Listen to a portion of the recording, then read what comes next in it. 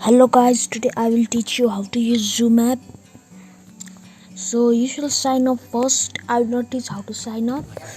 When you sign up, if you are the host, then you should go on new meeting and start a meeting. And if you are a student and you are not a host, then you should click on join meeting.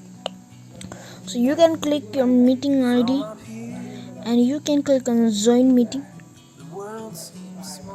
So you should write your password too. I'm writing my password. So you can look here. Now nobody is there, and when your host will invite you, you can read from here. So if you learn this, please like this video and share this video, and you can know how to use Zoom app.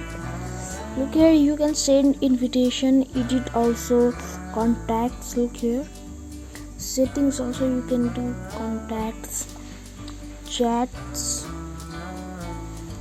So for today only this much. Take a step back to see the truth.